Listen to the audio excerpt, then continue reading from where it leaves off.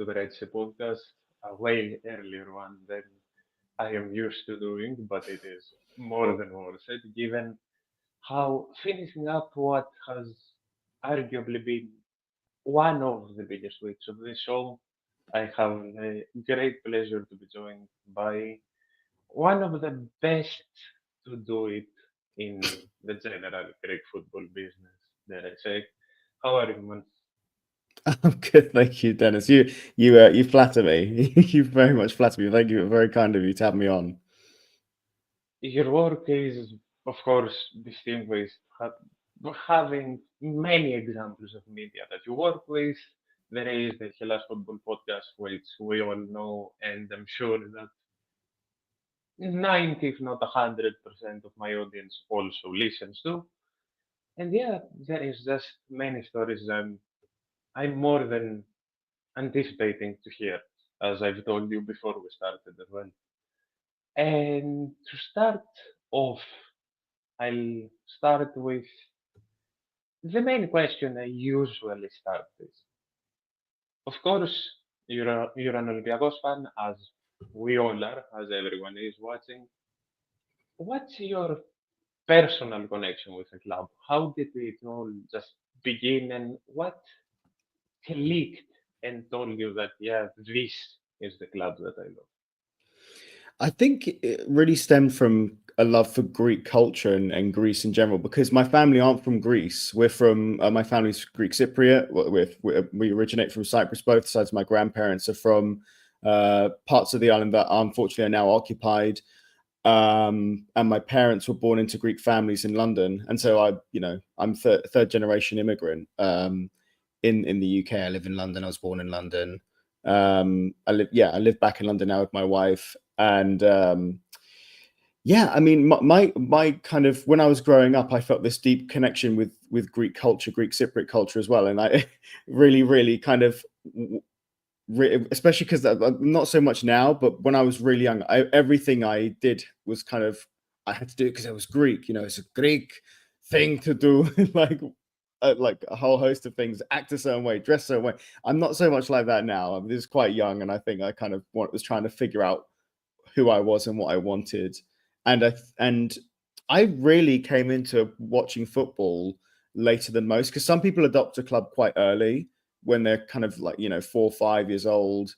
My dad tried to get me into Tottenham.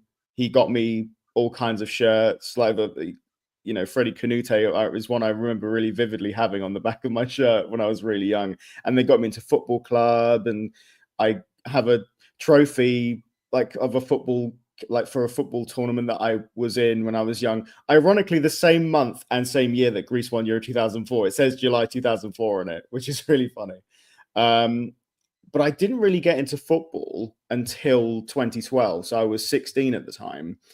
And it was during the European Championship. So when Greece entered, I casually watched Greece whenever they played in the World Cup or in the Euros when I was, and kind of be like, because it was Greece, not because I really cared about football. And I never really kind of took to England as a national team either. And I still don't support England.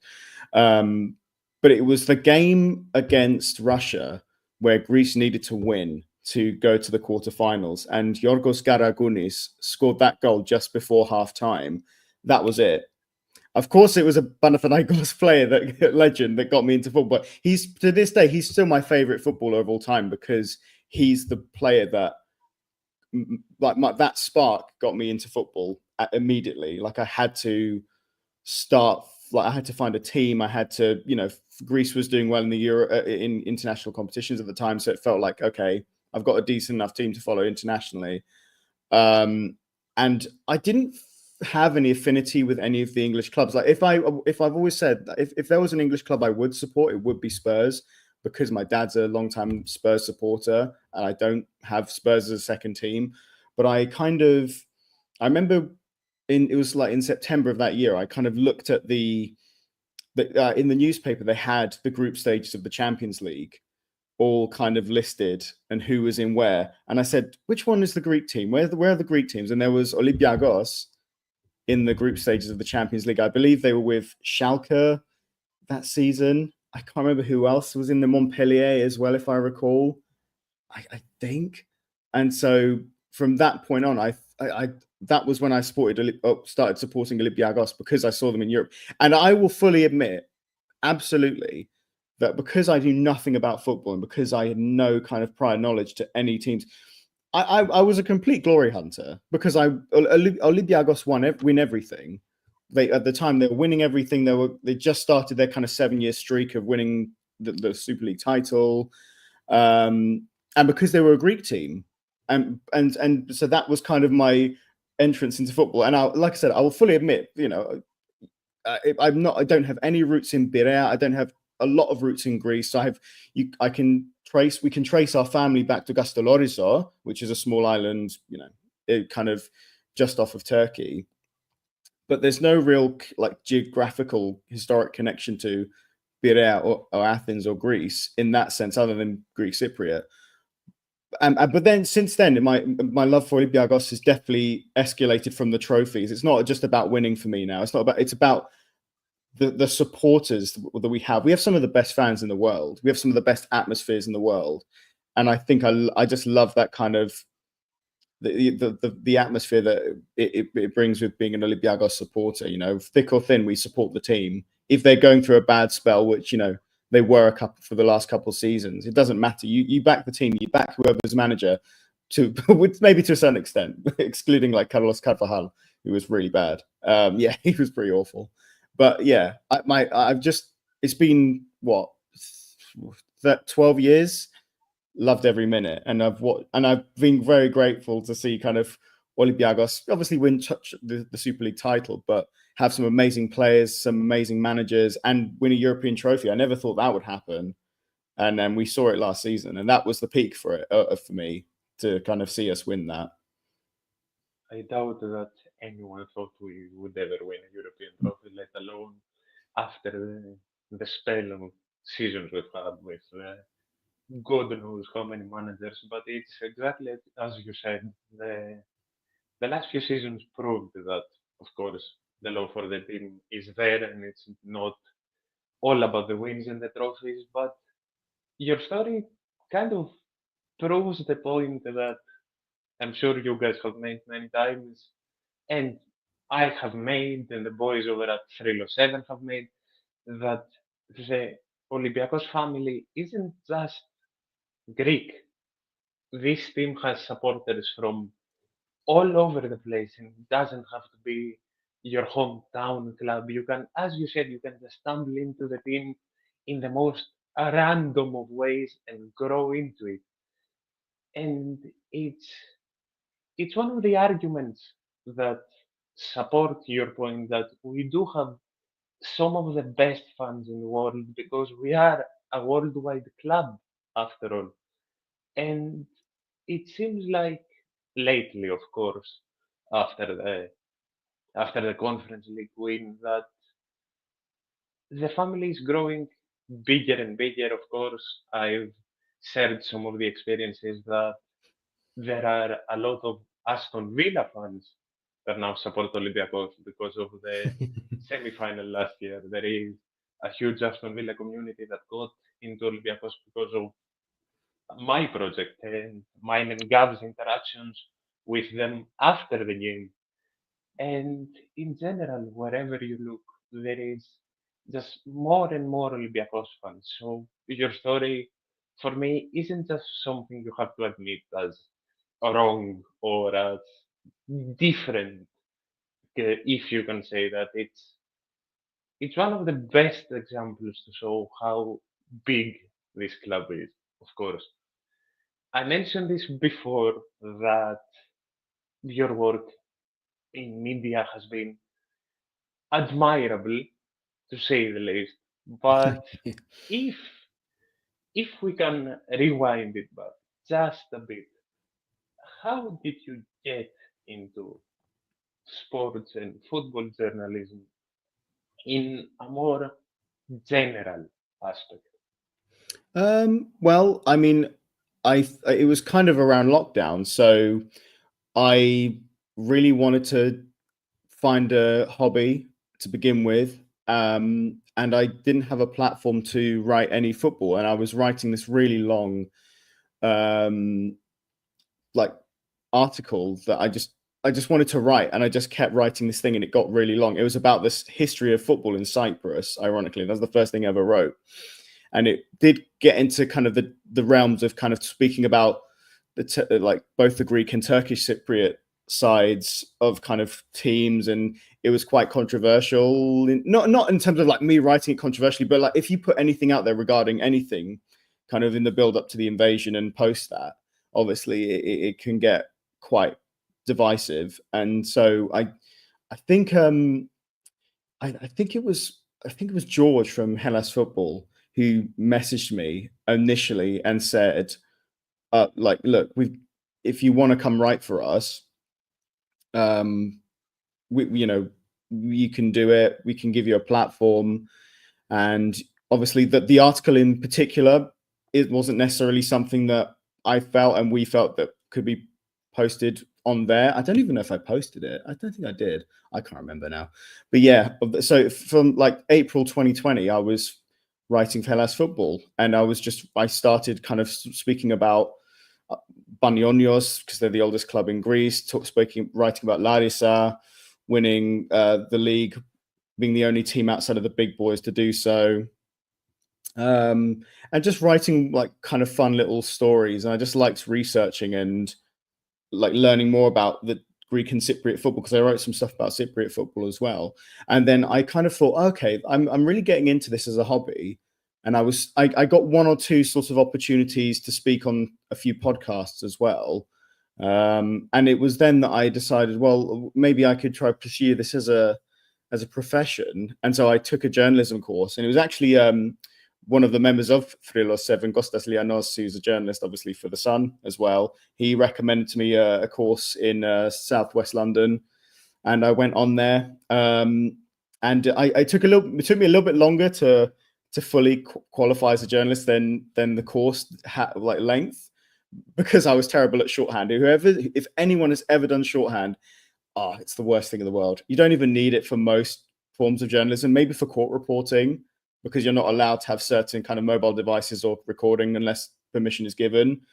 But yeah, I then kind of got rid of the shorthand aspect after I finished the course, and did extra modules that would equate to me getting the journalism qualifications. I did sport, which wasn't part of the original course, which was really insightful. It was quite fun to do sport. And then do kind of editing for journalism. So just finding all the grammatical errors in a piece, and then that was the exam. You just had to try and kind of chop it down, kind of make it ready to be sent out to the public, I guess.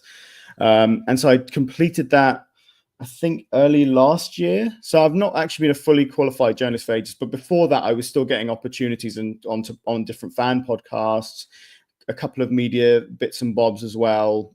I got onto the BBC Southwest broadcast when AEK Athens played Brighton Hove Albion, which was really fun. It was a really nice experience.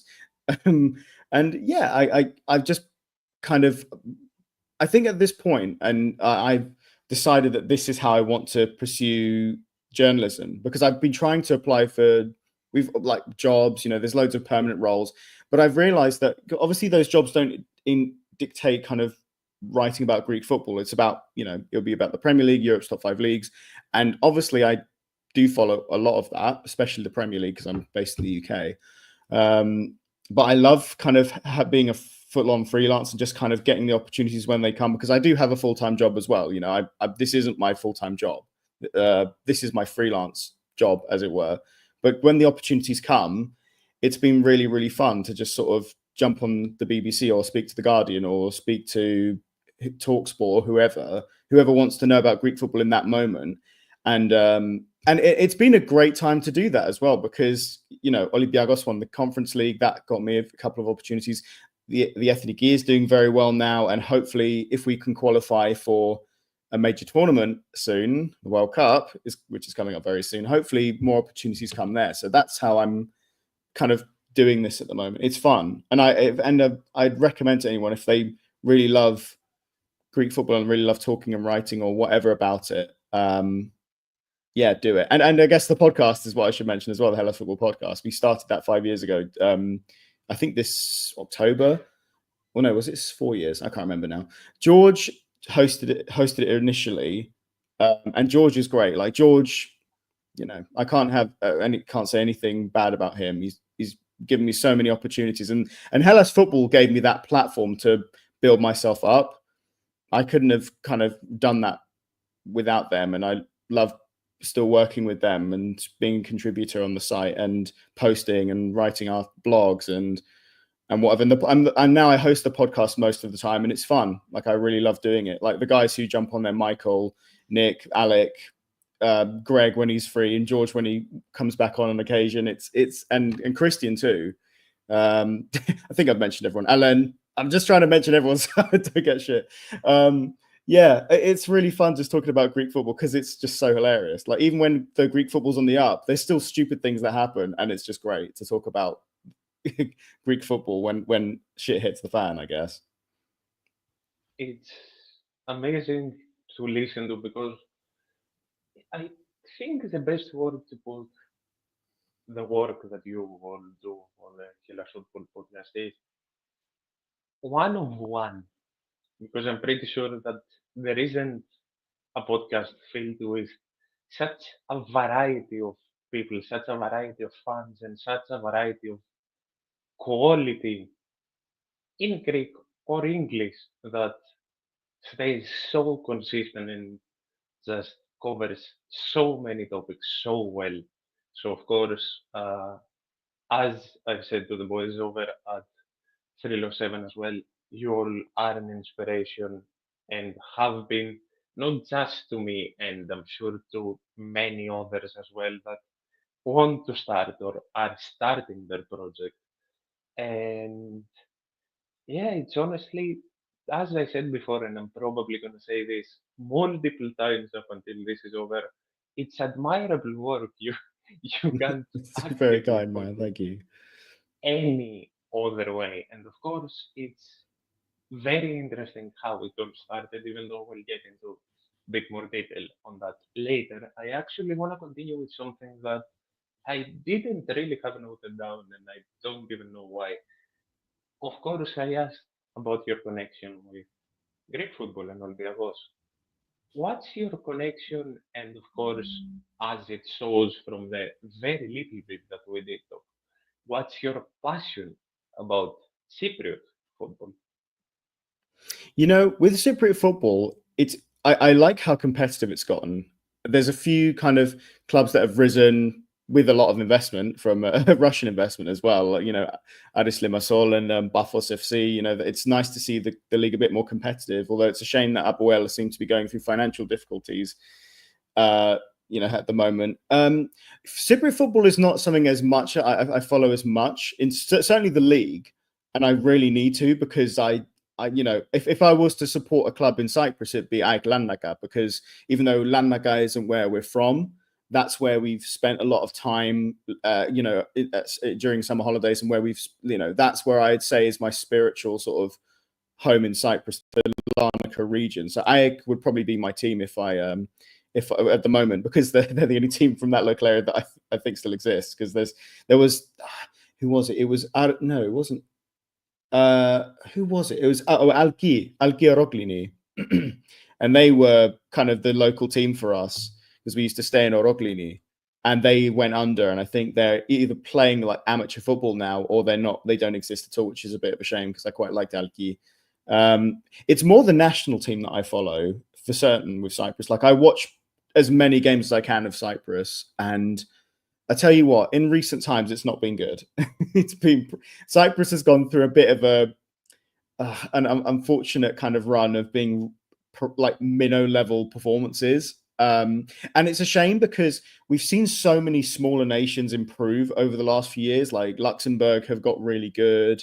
I'm just trying to think. Like North Macedonia can give you a game because they've actually qualified for a major tournament recently. Albania have been quite good, although I wouldn't say Albania minnows necessarily, but smaller nations.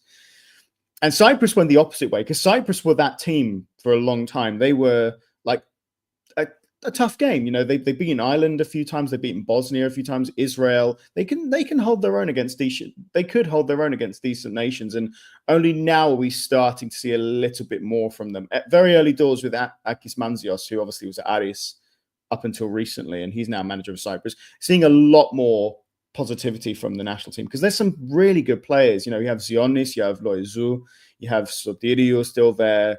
My personal favorite is Grigoris Gastanos. Love him. Such a silky player in midfield.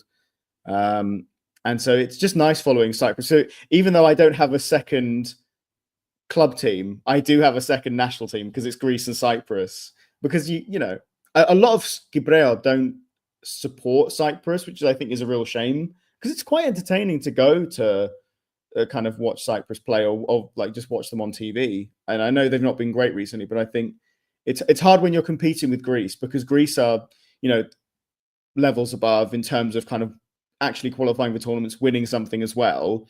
And so I think that's where the distraction is for a lot of Cypriots who don't follow the Cyprus national team, they follow Greece instead. And so I just think, well, why not both? You know, there's nothing wrong with that.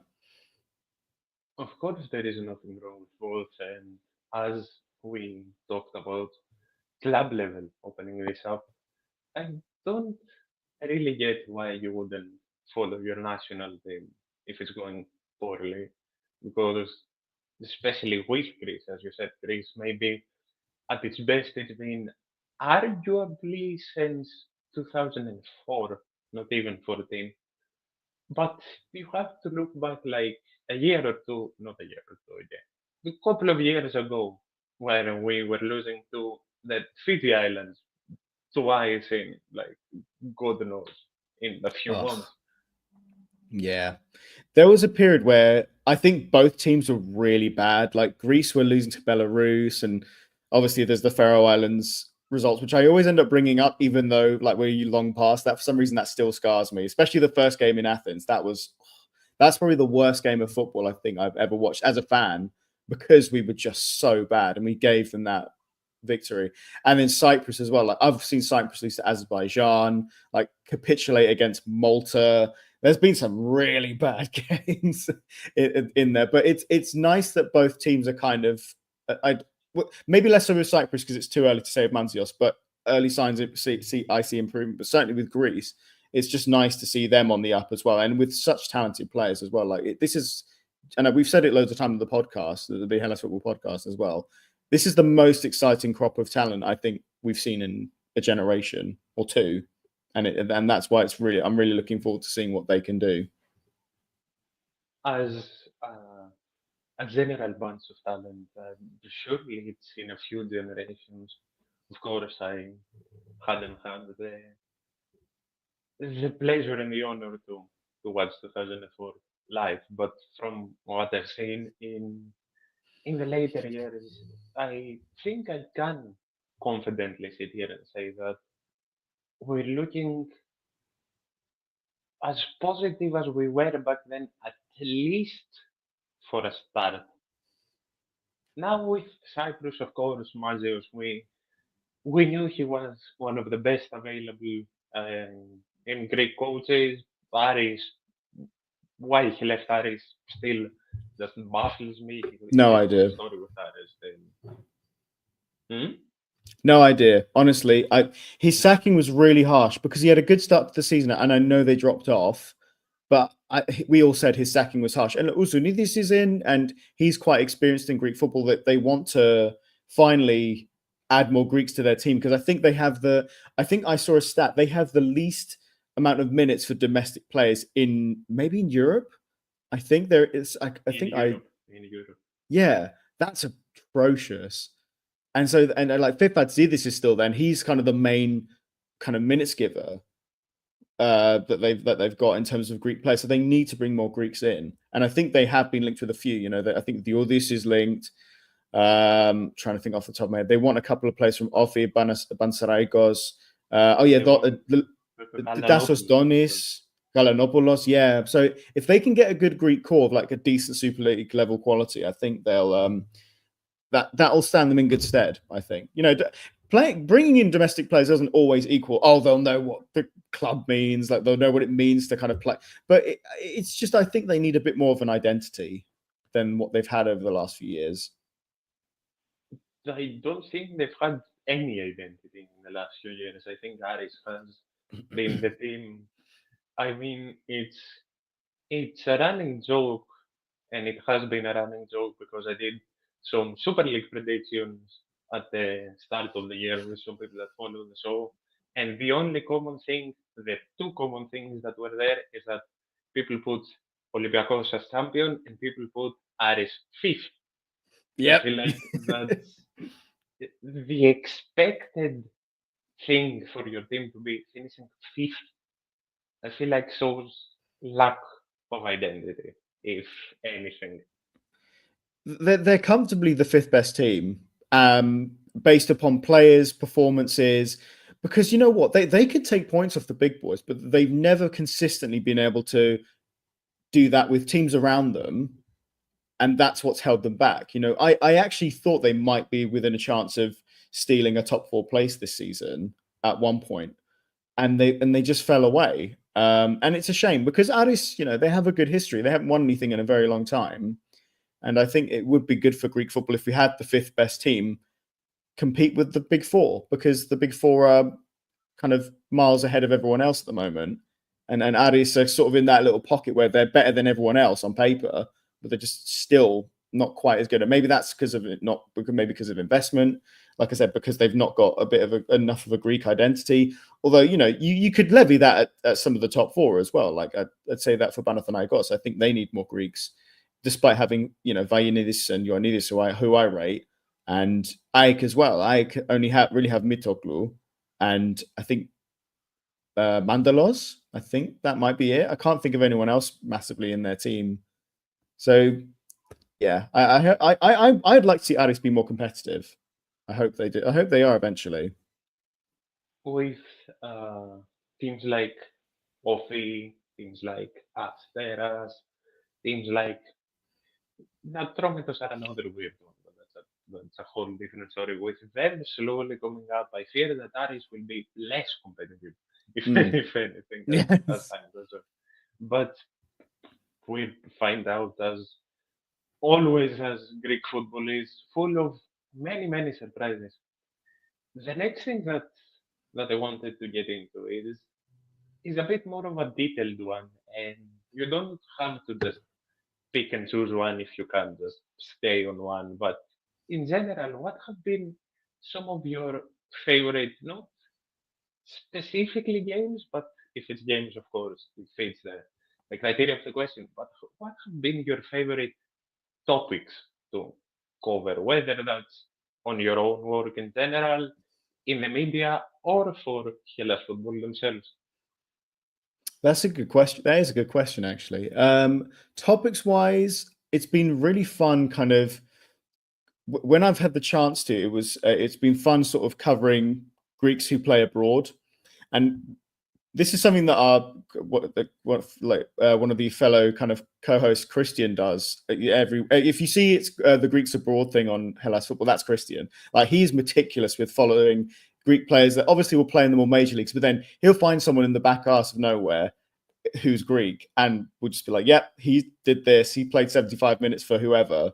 But I've really liked kind of following Greek players abroad too. That's always been quite fun, you know, and it gives opportunities, you know, like when a transfer happens for a Greek player like Tsimikas, you know, to Liverpool, that's when I first got an opportunity to, I think it was, who was it with? Was it the Anfield Wrap? Yeah, it was with the Anfield Wrap. I got to speak with them, and they're quite a big podcast for Liverpool. I mean, one of the biggest. And definitely kind of I guess if I was to kind of water it down, so in terms of matches, it was, in terms of watching them, the best was going to watch Greece beat England at Wembley. That was the best atmosphere I've ever been to at a game, and it was so emotional for so many different reasons. Obviously, because Greece had never beaten England ever, and England hadn't lost a game at Wembley in a long time. The stuff with George Baldock as well, which was really hard. Like what happened to him 24 hours before the game. Like I almost didn't go, because it was sort of like, oh no, like we all felt it, like the weight of his loss in the fan base was really hard. But we went there, and the fact that they played for George and they won because of, it's kind of a memory of him. It was that next level of emotion. Like you could see, like I said, that's getting absolutely kind of beside himself, and understandably so, because he was a teammate and a friend. And so for them to go out and do that, that's against England as well. And I've always wanted Greece to beat England anyway, and watch them beat England. And Alec was there as well, Alec Macquarie, who's on the podcast on occasion too. Like that was such a good experience, and being right next to the Greek ultras as well. All the guys with the drums and it was brilliant. Yeah, brilliant. It was the best experience I've ever had at a football match. I think my favorite kind of experience outside of watching a game is definitely going on the Guardian's Football Weekly podcast with to speak about Olympiacos and Greece as well, to be fair, but more Olympiacos because that was the first opportunity when they won the Conference League, because that podcast is one of the inspirations for me to get into sports journalism and kind of talk about football in general, because I love how they talk about football. I like that they don't, it's not all about the stats. It's not all, because I'm not anti-stats, absolutely not. Like, because I think stats always show value and can kind of expand on a narrative. But for me, it's kind of like, I think they kind of balance it quite well. And I've listened to them consistently since I was at university. So I'm a big fan of them. And also covering kind of Ange Postecoglou as well, because I'm an Ange fan. I know he's not doing very well. I know people are loving to hate on him at the moment, but I love the guy. He can't do any wrong for me. Even my dad, who's obviously I said is a Spurs fan, he's not best pleased with Ange, unfortunately. Although he does admit that it's not necessarily entirely his fault, because the club is also, they don't know how to run a football club in the football sense. But I love where his story. I love where he's come from. I love that even though he's kind of still portrayed as the Australian manager, and he is Australian, of course he is, because he grew up there. Ange Postecoglou is Greek, and he is passionately Greek when he's asked the questions about Greece and his identity, being born there. And so I love kind of following his stories when I've written a few times about him. And that's been fun too. And I guess the dream would be, I'd love to interview him one day, because it would be really cool. The thing with Ange is always weird, because you're watching a manager at Tottenham, of course, you're watching a manager that's been so successful around the world. And at the very, very beginning, because his whole story has fascinated me so much as well. At the very, very beginning, you saw a manager that Greek football did not good enough for fucking Panahaiki. So it's honestly so insane to me. His whole story is insane, and I'm in about the same boat as you, that it's not on him. It is, of course, on him, but it's not only on him, given how even Jose Mourinho just screwed up at Tottenham. Conte hasn't done well at Tottenham, and then it's just a long list of elite managers that have messed up at Tottenham. As you said, bouncing off your point a bit, before I open a parenthesis about the game against England, Hellas football, you said that it gave you that extra boost, that extra step that you need to write, to publish your stuff, to get a platform, to move on, to do some of your best achievements, including in the media. And you talked a bit about how you first started writing for them. How did it all start, though, and how has it felt just growing along with the podcast as it gets bigger and bigger? I mean, Hellas football's been around since before I was writing. I think George started it with a few other people. And those original people, I think Greg was one of the original ones. I think Nick might have been one of the originals. Again, I can't remember. So if I've got that wrong, whoever's listening who might be part of that original group, apologies, because I don't know you. But they've been around for a while now, and I really liked their content. I liked what they were posting, because I think what we have always tried to do at Hellas Football is be as unbiased as possible, because at the end of the day, we're not representing an individual club. We're not, as much as people tell us that we are, we're not biased towards any team. You know, I post about Panathinaikos or Balk or whoever because it's content and it's news, and we're trying to deliver Greek football content in English to all kind of reaches of Greek football. It's not just like an Olympiakos thing or a Panathinaikos. You know, we have different. This is why, like you said, on the podcast, we have different fans of different clubs, and I think that really helps because it gives a different perspective. And those people can't always come on because at the end of the day, people's lives are busy, and it's not their main. It's not their career either. This is a hobby that we all do together. This is a thing we're trying to keep. We're like trying to keep working, and it is working. We're doing quite well and enjoying it. So yeah, what's really stood out to me is just kind of the sort of level of, I guess, you know, you'll always have disagreements, but the level of sort of understanding and that all these fans coming together, because Greek football fans can be so fickle, especially in club football. It can be so, like, doesn't matter what happens to any teams, like all fan bases. I'm not kind of like singling out certain fan bases, but some members of a very small minority of fan bases will just go at a team for no reason whatsoever. It doesn't matter how well they've done something, how much they've achieved. They just can't accept it because of the level of disdain they have for that club. And I get that because that's tribalism, that's football, and that's not a bad thing. But it's like, I think I always like to give credit where credit's due. If a team has done well, and it's not one I support, even if I don't particularly like them.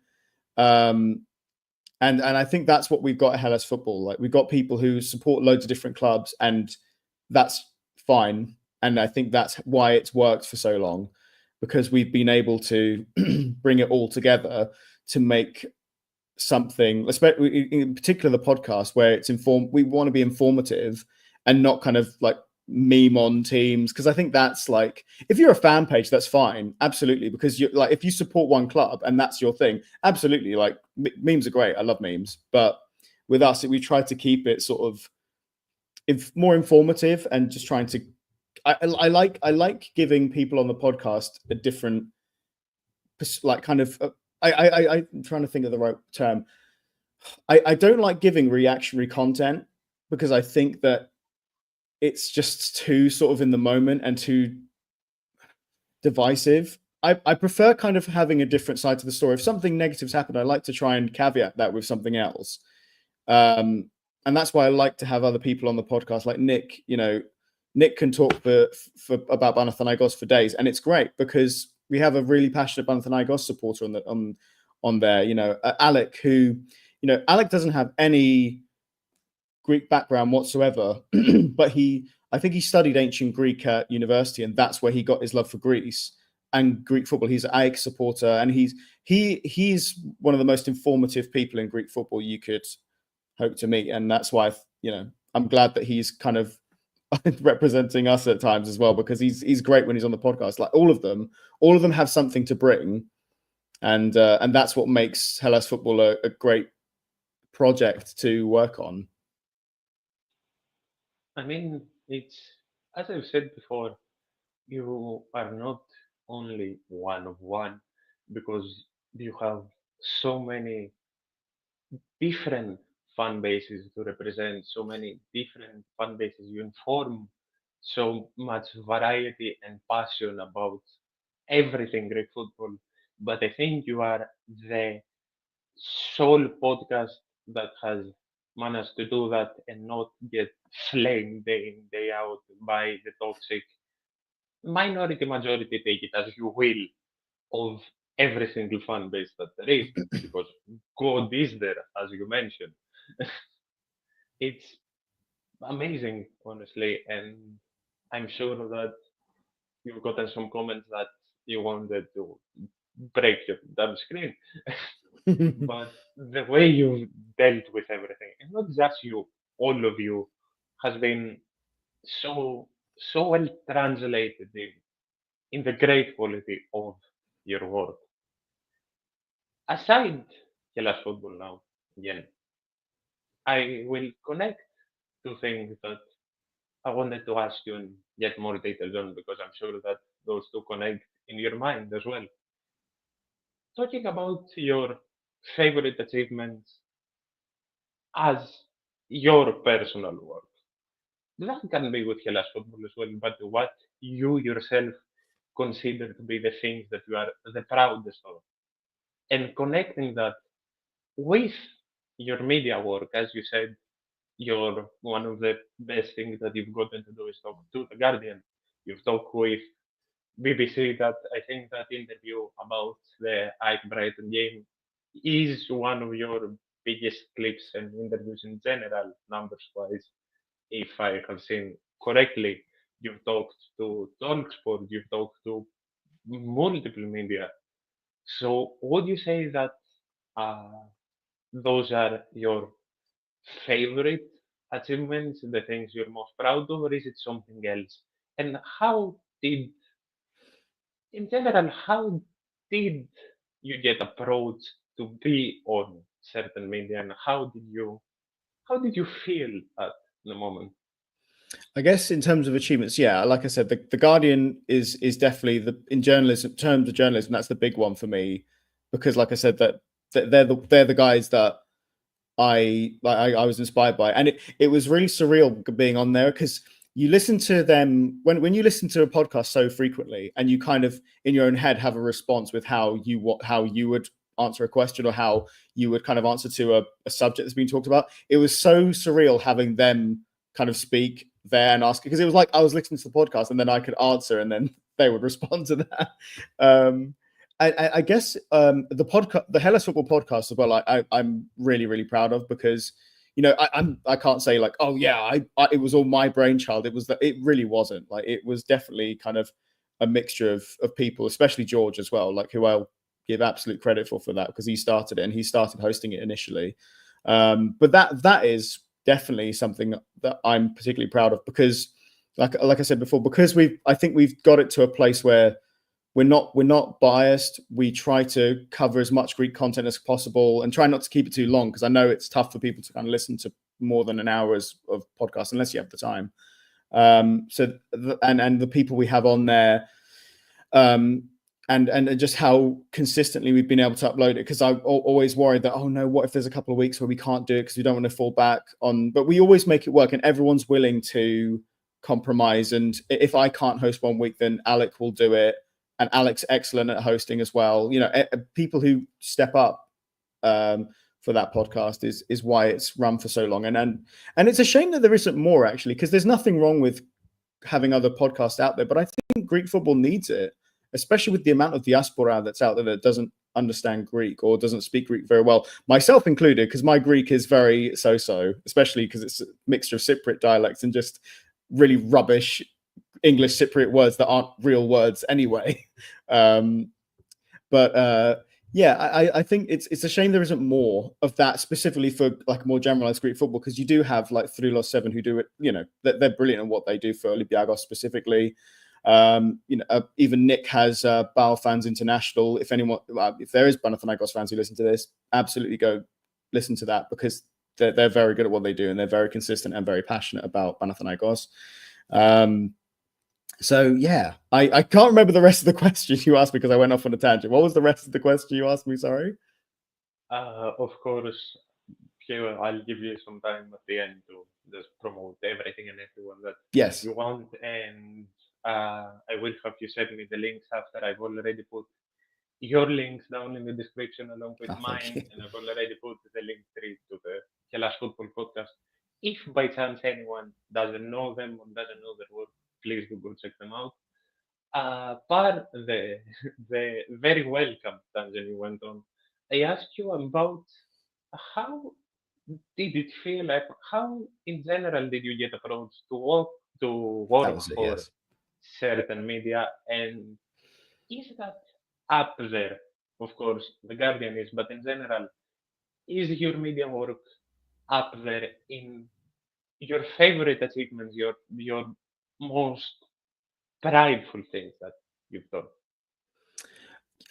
In terms of the opportunities, it's mixed, because sometimes you get asked, like with the BBC, when I went and did BBC Southwest for AEK versus Brighton versus AEK, that was I got asked about that because I have a LinkedIn page as well, which it's a professional site. And that was quite cool to be asked to do that. Other times I've asked myself, I fully admit I've asked the Guardian Football Weekly if they want me on there, and the producers are very kindly said yes. And then so it's been a mixture of things, and it's nice kind of when you are asked, like you asked me to come on here, and I've really enjoyed chatting with you, Dennis. It's nice when people kind of ask, because I'm always happy to speak to people about Greek football because it's my passion. It's what I love talking about, and I can talk about it for days. But unfortunately, my wife is not who doesn't love football. She has a very football mad family, so me being part of the family now and also loving football, she gets really bored when I end up talking to her parents about football for about half an hour. But yeah, I think in terms of opportunities, it's been a mixture. It's definitely a thing of, because I've been able to build up what I've done and show kind of on my portfolio what I've achieved, see, that sounds so overbloated, what I've achieved. Like, in terms of the work I've done, people can go back to that and refer back to that and see, oh, he's done this, he's done that, he's written about this, he's spoken to this person. And so people have been able to ask me to come on and speak. I got a few opportunities to speak about Greece recently over the international break, which was great. I spoke to BBC Scotland, which was really cool because Greece played Scotland in the Nations League playoffs. And because they asked, and so that was really, really cool. I guess in terms of my journalistic achievements, yeah, it's up there. Like being asked by the BBC to speak about Greek football and being quoted on a BBC Sport article is really cool, because growing up in the UK, and you read a lot of BBC Sport, and to see your name on there and be referenced on there, and like I said, be put on the Guardian, talk on TalkSport with people. It's cool. I'm really glad that I've been able to do it, because for me, it's definitely just for the love of Greek football that I do it. Like I don't do it to boost my own ego. I don't do it because I'm like, oh yeah, look how big macho guy I am. Like I just love doing it, man. Like it's really, really fun. And if I can keep doing it in this format, that really suits me, because it's a great work-life balance, to have a full-time job but then also get to do this. Like this is what I love doing. I love talking to people about Greek football, especially because my dad likes to tell me that I don't shut up about it because which isn't a bad thing necessarily, but I could talk to him about football for every day, which I do. Which I do. I think that, of course, you don't want to note about it, you don't want to boast about it, but you underestimate your work. You truly do. And there's a thing that you said that sounds weird, that you say what you've achieved more than a lot of people, especially people coming up in the Greek media. Yeah. Speaking of Greek football is considered in the Greek media space, in a space that's filled with such weird stories, such toxicity, such hate up until a point, and such division as well. But you've done on your own, and how you've represented Greek football in general is a unique and a way that, again, as you said, it's very needed. The thing that you guys have done was needed, because there wasn't anything else like it, and there still isn't anything else like it. And a pure informative perspective of all sides will be not just appreciated by the common fan here in Greece, but the diaspora in general that especially don't speak the language, as you said. Now, finishing up slowly but surely, because I don't want to take up your entire morning, and we're closing in about an hour very soon. I will ask you a question that I ask everyone ever since. Of course, I've taken this as an inspiration from another podcast, but it fits my last year more than amazingly well, and I, of course, do want to share it.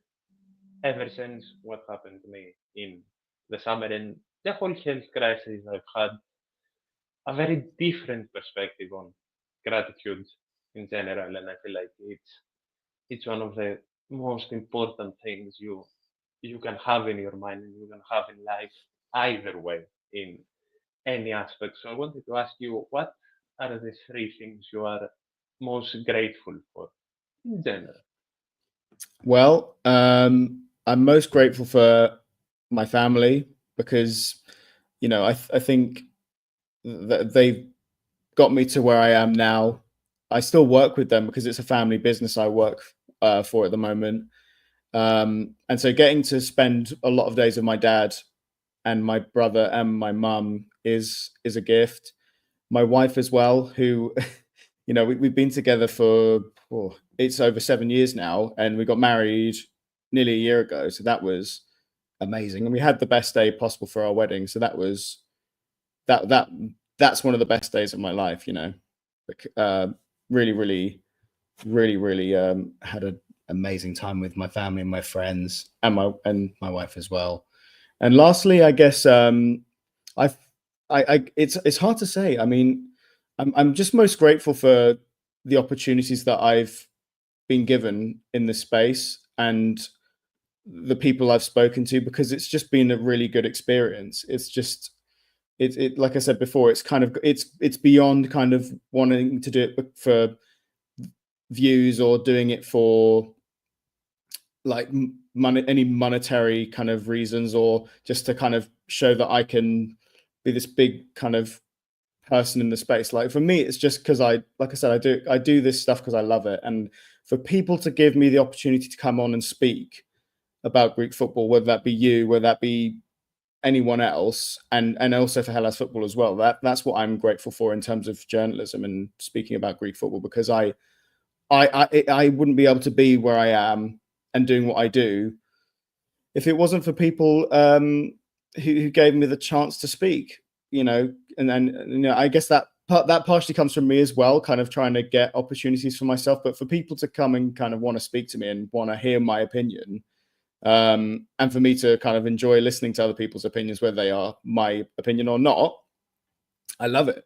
I love hearing different opinions. I love hearing what people have to say to me, even if it's not something I agree with, because that's, at the end of the day, that's what I think is most important. And so I'm grateful that I am where I am and I'm able to talk to people about stuff I care about, not even just Greek football, just stuff I care about, because I never thought that anyone would care about my opinion ever, or I want to hear my opinion. And so I'm glad that I've been able to do this for over 5 years now, and I hope I can do it for as long as possible. It's the safest thing to say that you more than have earned it and that you more than deserve the opportunities you have gotten, and I'm sure that the best things have for sure yet to even come. Thank you once again. Thank you massively for an hour of your time, and thank you for all the amazing stories and opinions that you shared with me. And we have to do this again at some point down the Yes, line. anytime you want me on, I'll jump on. For damn sure we have to do it again. And thank you everyone, of course, for watching once again. And thank you for, as you said, the opportunities that I've gotten in the past year and a month have been insane. And it's all thanks to everyone. We'll see you all soon. Thank you.